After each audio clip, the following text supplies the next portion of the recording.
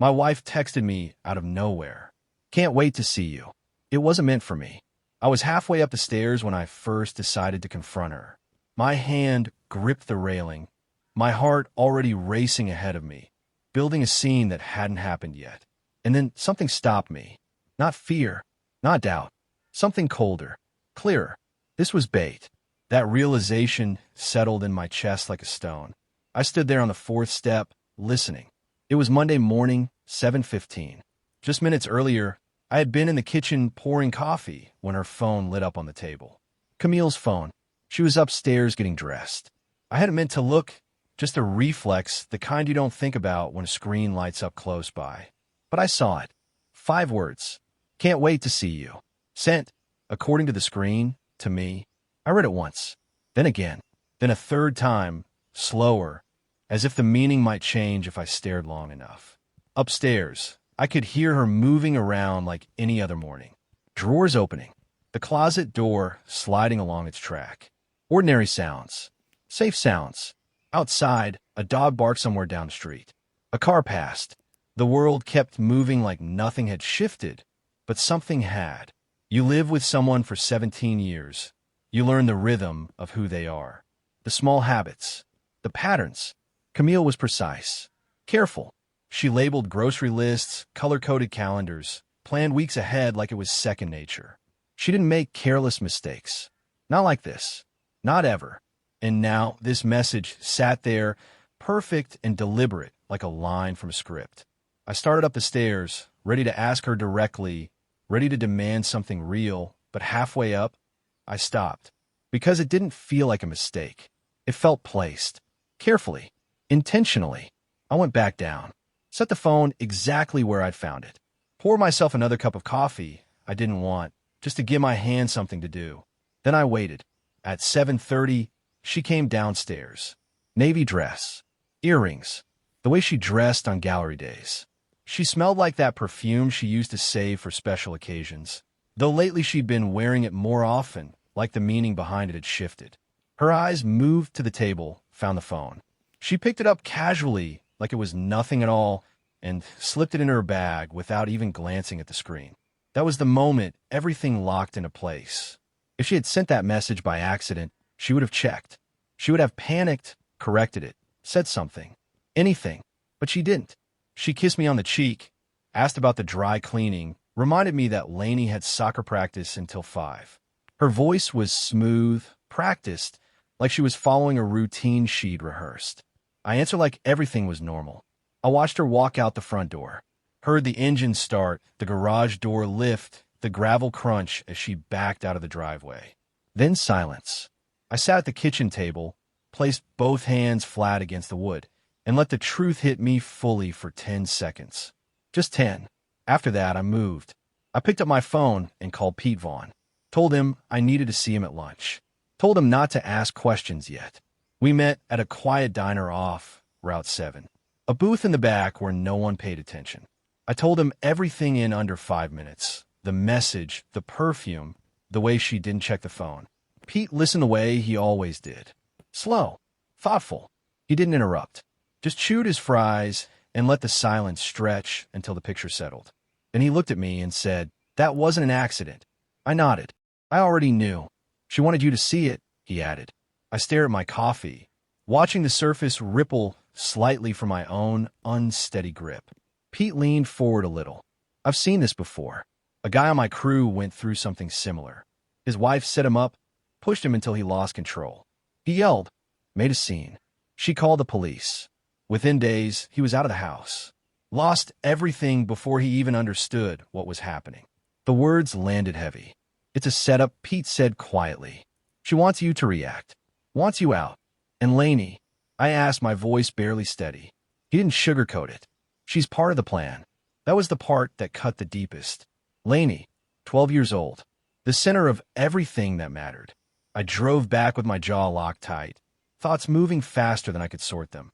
By the time I reached the job site, I had a plan forming. Lawyer first, then the truth. That night, I watched Camille carefully. Not obviously, just enough to see what she was waiting for. She kept glancing at my phone, once during dinner, twice while clearing plates. Again, while I sat with Lainey on the couch, helping her work through fractions. She was waiting for the explosion, the confrontation, the moment I would snap and give her exactly what she needed. But it never came. Instead, I kissed her goodnight, asked if she wanted me to lock up, slipped into bed beside her like nothing had changed. I waited. 40 minutes passed before her breathing slowed, deep and even. Only then did I move. Quietly, carefully, I slipped out of bed and made my way downstairs. The house felt different in the dark, still, but heavy with everything unsaid. Her iPad sat on the kitchen island, unlocked. She had stopped using a passcode months ago because Lainey needed it for schoolwork. That small convenience became the crack in everything. The screen lit up. Messages. I opened them slowly, my pulse steady but my chest tight. There it was. 6 months of truth. It started small. February. A polite message. Nice meeting you. By March, it was familiar. First names. Casual conversation. By April, it had changed. Meetings. Hidden plans. Places she told me she had never been. By summer, there was no pretending anymore. Photos. Promises. A life she had been building quietly, piece by piece, right beside the one we shared. His name was Drew, saved under something harmless. Something forgettable. I documented everything. Every message. Every detail. Methodical. Careful. The same way she had built her plan. When I was done, I placed the iPad exactly where it had been. Plugged in. Screen turned the same way she left it. Then I went back upstairs and lay beside her. I didn't sleep. I stared at the ceiling until the morning light crept in and the alarm broke the silence. At 6:30, I made a call for my truck. By 7:15, I was sitting in a lawyer's office, laying everything out piece by piece. By 8 o'clock, I understood the full shape of what I was facing. And more importantly, I knew how not to lose everything. I followed the sound before I saw them. The faint smell of wine, the shuffle of crates, low voices leaking out from the storage room at the back of the gallery. The service door had been left slightly open, just enough for me to slip in unnoticed. I moved quietly down the narrow hallway, every step deliberate, controlled. The storage room door was nearly closed, but not latched. Through the narrow gap, I saw everything I needed to see. Camille stood with her back against a stack of canvases, her posture relaxed in a way I hadn't seen around me in months. Drew Mercer stood close to her, too close for misunderstanding, his hands resting confidently at her waist like it was a place he had every right to be. I recognized him instantly, the wine vendor. I had shaken his hand at her last gallery show, smiled at him, thanked him for coming.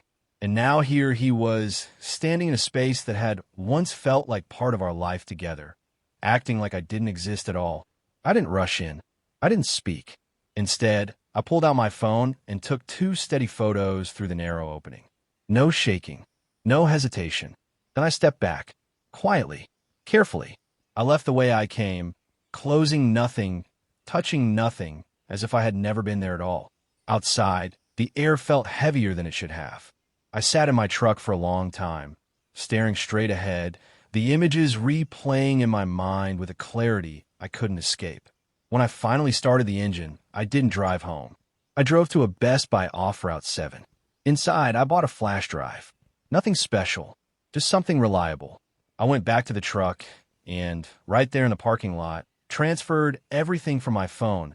6 months of messages, the photos from that morning, every piece of evidence I had gathered. When it was done, I sat there for a moment, holding that small piece of plastic like it carried the weight of my entire life. Then I drove again, this time to a quiet coffee shop in McLean, somewhere far enough that no one would recognize me. I chose a corner seat, ordered a drink I never touched, and laid everything out in my mind. The lawyer had been clear. Don't react. Document everything. Make sure her plan has nowhere to land. So I approached it the only way I knew how, like a job site gone wrong. You don't panic. You work backward from the outcome and fix every weak point. Camille's plan needed 3 things. She needed me to lose control, to create the kind of scene that would justify pushing me out. She needed a new place to land, and she needed someone waiting there to support that new life. I wasn't going to give her the reaction. The apartment was already in motion. I couldn't stop that. But the man? The man had a life of his own. And that life had a fault line. Drew Mercer was married. I remembered his wife vaguely. Camille had mentioned her once, in that dismissive tone she used for people she had already decided didn't matter. Naomi. They lived in Vienna, in a white colonial house off Beulah Road. I had been there once, years ago, for Christmas gathering. If Drew's life collapsed, if he suddenly had no place to offer Camille, then her entire plan would unravel. No support, no safety net, no smooth escape. I drove past his office on my way out. His black Range Rover sat in the lot, which meant she was probably home. I reached their house around 1:30 and rang the bell. Naomi Mercer opened the door, holding a coffee cup. She looked tired, but there was something sharp in her eyes, something observant. I introduced myself, told her who I was, told her I had something she needed to see. I asked for 5 minutes of her time, promised I would leave after that and not come back. She studied me for a few seconds, weighing something I couldn't see. Then she stepped aside and let me in. I handed her the flash drive. I didn't rush my words. I explained what was on it. Months of messages, dates, locations, everything I had uncovered. I told her about the places, the patterns, the lies. She didn't plug it in, didn't even look down at it. She just held it in her palm and asked quietly, "How long have you known?" "Since yesterday," I said. She nodded once. "I've suspected for 2 months," she replied. "I just didn't have proof." Now she did. We stood there in silence for a moment, two strangers connected by the same kind of betrayal, the same slow unraveling of something we had trusted. She told me Drew had been packing for a wine conference that Friday, that she had been close to confronting him, but hadn't crossed that line yet. I told her about the apartment, about the plan, about how my daughter was being used as leverage in something she didn't understand. Naomi's grip on the flash drive tightened slightly. "Friday," she said, her voice steady. "That was all. I left. That evening, I cooked dinner like nothing had changed. Spaghetti. Something simple. Something familiar for Lainey. Camille came home around 6, moving through the house with her usual rhythm. She glanced at the table, asked what was new. "Nothing," I said.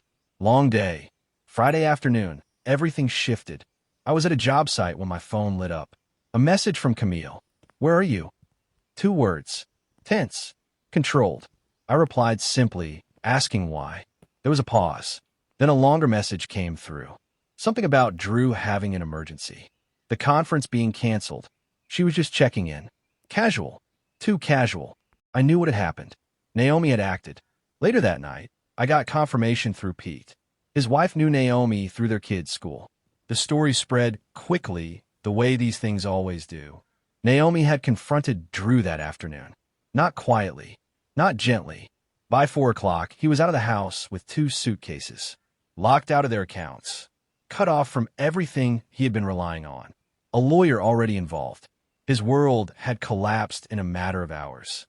Camille came home that evening looking different.